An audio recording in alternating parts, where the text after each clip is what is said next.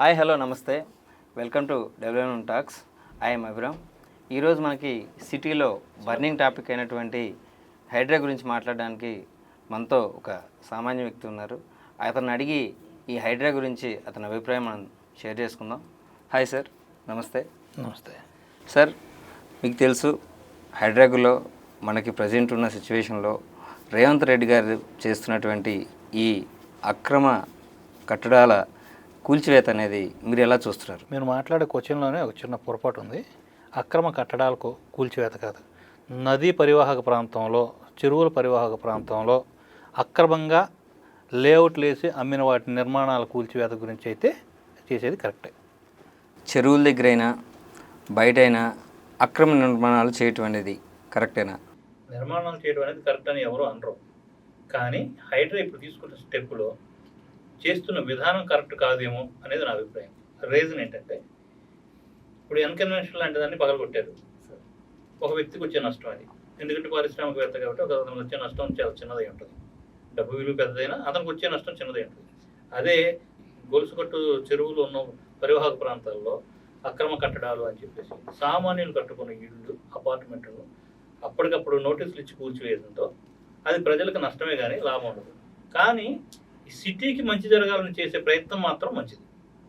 ఈ హెచ్ఎండిఏ పరిధిలో సుమారు 2600 చెరువుల దాకా ఉన్నాయి. అందుట్లో ఇప్పుడు ప్రజెంట్ ఆల్మోస్ట్ సగానికి పైగా ఇలా కట్టడాలు ఈ అక్రమ నిర్మాణాల వల్ల అవి డిస్ట్రాయ్ అయిపోయినాయి సార్. సో దీన్ని మళ్ళీ ఈ అక్రమ నిర్మాణాల వల్ల ప్రభుత్వానికి ఇటు ప్రజలకి మధ్య ఎలాంటి ఇన్ఫర్మేషన్ ఉండాలని మీరు కోరుకుంటున్నారు? యాక్చువల్గా అక్రమ నిర్మాణాలు చేసింది ఎవరు అనేది ముందు నిర్ణయించుకోవాలి. మనం దానికి పర్మిషన్లు ఇచ్చింది ఎవరు అనేది తెలుసుకోవాలి. సామాన్యుడు వెళ్ళి ఇల్లు కట్టుకోలేడు. అక్రమ నిర్మాణాలు అంటే ఆక్యుపై చేస్తేనే కట్టగలం. ఆక్యుపై చేసి లేఅవుట్లు వేస్తూ ఉన్నప్పుడు దానికి సహకరించిన ఆఫీసర్లు, దానికి సహకరించిన పొలిటీషియన్లు, వాళ్ళని ముందు శిక్షించాలి. ఎందుకంటే వాళ్ళు పర్మిషన్ ఇచ్చిన తర్వాత సామాన్యుడు వెళ్ళాడు, మధ్యతరగతివాడు వెళ్ళాడు, అక్కడ తక్కువ రేట్లకు వస్తుందని లేక్ ఫ్రంట్ వ్యూలు అని అది ఇదని పెడితే లేక్ ఫ్రంట్ వ్యూలు అది ఇదని పెడితే తక్కువ రేటుకు వస్తుందని కొనుక్కున్నారు. ఇప్పుడు బఫర్ జోన్లో ఉన్నాయి, పలానా జోన్లో ఉన్నాయి అని చెప్పేసి వచ్చి కొట్టడం మొదలుపెట్టారు. దానివల్ల సిటీకి ఎంత మంచి జరుగుతుందో మీకు ఓటేసిన మనుషులకి మాత్రం అంత నష్టం జరుగుతుంది. దీనికోసం మీరు పునరావాస చర్యలు ఏమైనా చేపట్టారా? హైడ్రా ఏమైనా చేపట్టిందా? లేదు సార్. మరి హైడ్రా చేపట్టకుండా, అప్పటికప్పుడు విధి విధానాలు ప్రకటించకుండా, వాళ్ళకి టైం ఇవ్వకుండా మీ ఇష్టం వచ్చినట్టుగా, లేదా రాజకీయ పార్టీలు వాళ్ళ స్వలాభం కోసం చేసే కార్యక్రమాల్లో ప్రజల్ని ఇబ్బంది పెట్టడం ఎంతవరకు కరెక్ట్ అనేది నా ఒపీనియన్. మీ అభిప్రాయంతో నేను ఏకీపించట్లేదు సార్. ఎందుకంటే ఒక కార్పొరేటర్ దగ్గర నుంచి ఎమ్మెల్యేగా కానీ ఎంపీగా కానీ ఏ పదమైనా మనం సాధించాలంటే ప్రజల మన్నాలు పొందాలి సార్. అలాంటిది రేవంత్ రెడ్డి గారు ఈ చర్యల వల్ల ప్రజల విమర్శలే కదా పొందుతున్నారు. సో దీని మీద మీరేమంటారు? మీరు విమర్శలు పొందుతున్నారు. బేసిక్గా ఆలోచించాల్సిన విషయం ఏంటంటే, కార్పొరేటర్ స్థాయి నుంచి ఎంపీ దాకా ఎవరు గెలిచినా ఓటర్ల ఆధారంగానే గెలుస్తారు. ఆ ఓటర్లకి మంచి చేస్తే వాళ్ళు మళ్ళీ గెలిపిస్తారు, చెడు చేశారని భావిస్తే గెలిపించరు. కానీ ఆయన మంచే చేస్తున్నారు, కానీ చేసే విధానం కరెక్ట్ లేదనేది నేను చెప్తున్నా. ఎలా లేదు అంటే, అన్కన్వెన్షన్ లాంటి దానికి 10 ఏళ్ల పాటు స్టే ఉంది. దాన్ని ఇప్పుడు పగలగొట్టినా దానికి ఎవరు అభ్యంతరం పెట్టరు, ఎందుకంటే సామాన్య వ్యక్తులది కాదు అది. అదే సామాన్య వ్యక్తుల దగ్గరకు వచ్చినప్పుడు అలా స్టే తీసుకునే అవకాశము, లేదా ఖాళీ చేసి వెళ్ళటానికి ఒక టైం ఇచ్చో కొన్నాళ్ళ తర్వాత దాన్ని చేస్తే లాజికల్గాను చట్టబద్ధంగాను ప్రజల ఆమోదం అన్నీ ఉంటాయి. ఇవి లేకుండా సరస్సుల్ని, చెరువుల్ని ఆక్రమించారు అనే నెపంతో వచ్చి డైరెక్ట్గా వచ్చి కొట్టేయడంలో న్యాయం లేదనిపిస్తుంది. ఒక చిన్న అవకాశం వాళ్ళకు కూడా ఇవ్వాలి. లేకపోతే సామాన్యుడు ఎక్కడికి వెళ్తాడు, ఎలా ఉంటాడు? ఒక్కొక్క అపార్ట్మెంట్లో ఒక ఫ్లాట్ తీసుకుంటే 25 లక్షల నుంచి 40 లక్షలు 50 లక్షలు ఉంది. ఆ డబ్బు ఎవడిస్తాడు? ఆ కట్టుకోవడానికి పర్మిషన్ ఇచ్చింది ఎవరు? ఆ బల్దియా వాళ్ళు, హెచ్ఎండిఏ వాళ్ళు, వీళ్ళే కదా. అంతే. అక్కడ లేఅవుట్ వేస్తుంటే దానికి పర్మిషన్ ఇచ్చినాడు ఎవడు? ఆ హెచ్ఎండిఏ వాళ్ళే కదా. సరే, ఈ ఇద్దరు ఇచ్చారు కదా అని చెప్పేసి అపార్ట్మెంట్ కడితే దానికి లీగల్ ప్రొసీజర్గా లాయర్లన్నీ వాళ్ళు సబ్మిట్ చేసి వాళ్ళు కూడా యాక్సెప్ట్ చేసి బ్యాంక్ లోన్లు ఇచ్చారు కదా. ఇప్పుడు మీరు సడన్గా వచ్చారు, పగలగొట్టేస్తారు. వాడు పేదవాడు కాబట్టి ఒక 20 ఏళ్ళు 15 ఏళ్ళు టెన్యూర్ పెట్టుకుని ఒక అపార్ట్మెంట్గా ఈఎంఐలు కట్టుకుంటే బతుకుతాడు. సడన్గా వచ్చి పగలగొడితే దానికి రిటర్న్స్ ఏమి లేనప్పుడు ఈఎంఐ కట్టాలి, మళ్ళీ బతకడానికి ఇంకో చోట పోయి అద్దెగా ఉండాలి. ఈ డబ్బు అంతా ఏడ నుంచి వస్తుంది? ప్లస్ అతను మళ్ళీ బతకడానికి మార్గం ఎలా ఉంటుంది? దీని గురించి అసలు ఆలోచించారా?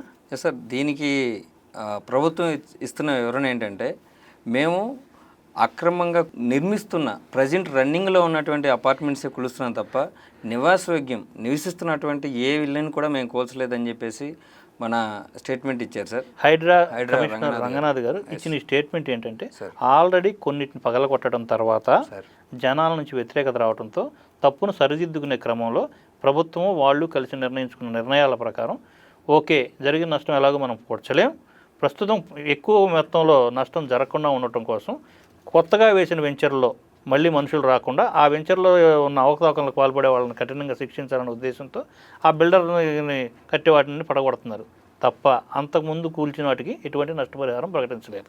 ఒక కామన్ మ్యాన్గా మీరు ఎలాంటి న్యాయాన్ని ఆశిస్తున్నారు? కామన్ మ్యాన్ ఎప్పుడు ఏమనుకుంటాడంటే తను నష్టపోకూడదు, ఏమైనా లాభం ఉంటే తీసుకోవాలనుకుంటాడు. అందుకే గవర్నమెంట్ ఇన్ని ఉచిత పథకాలు ఇస్తామని పోషిస్తూ ఉంది. కాబట్టి ఇంకా ఉచితాలు ఏమైనా ఆశించం. కానీ సింపుల్గా చెప్పాలంటే మాకు జరిగిన దానికి మాకు మీన్స్ ఇలా ఇళ్ళు పోగొట్టుకున్న వాళ్ళకి నష్టపరిహారం ఇచ్చే విధంగా ఏమైనా డబుల్ బెడ్రూమ్ ఇళ్లలో అవకాశాలు కల్పిస్తారా, లేదా కొత్తగా స్థలాలు ఇచ్చి వేరే చోట ఏమైనా కల్పిస్తారా అనేది చూడాలి. సార్ దీనికి ఇంకొక ప్రతిపాదన ఏమైనా ఉందా?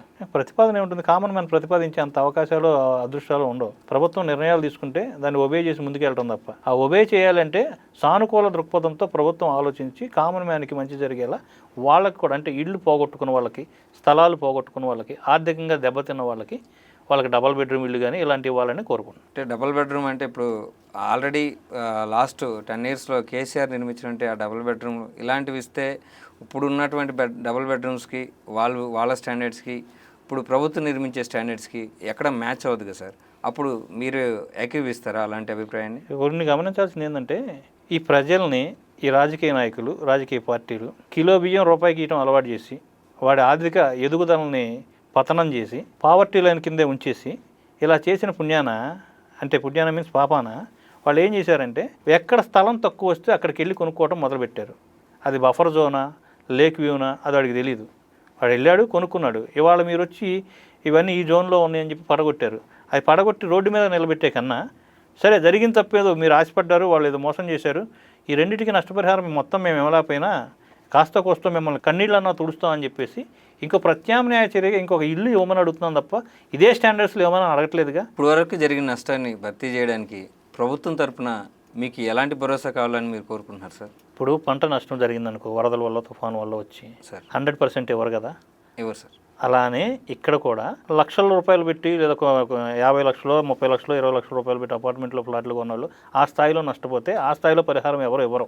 అలానే కాస్తో కోస్తో వాళ్ళని రోడ్డు మీద పెట్టకుండా ఆర్థికంగా పతనమైపోయి దీనస్థితికి వెళ్ళి రకరకాల కార్యక్రమాలకు పాల్పడకుండా ఉండటం కోసం వాళ్ళని ఆదుకోవాలంటే ప్రభుత్వం 100 గజాల స్థలం, అంటే అవకాశం ఉన్న చోట ఊరికి చివరైనా, మళ్ళీ ఇప్పుడు ఎలాగో రేట్లు పెరుగుతున్నాయి, ఓఆర్ఆర్ కూడా వస్తుంది, అలాంటి ఏ పరిధిలోనైనా ఈ సామాన్యులను తీసుకెళ్ళి అక్కడ షిఫ్ట్ చేసి పునరావాసం కల్పించడానికి వాళ్ళకి 100 గజాల స్థలము, 50 గజాల స్థలము, లేదా డబుల్ బెడ్రూమ్ ఇల్లు ఇలా ఇచ్చి వాళ్ళ ఆవేదనను తీరిస్తే మంచిది.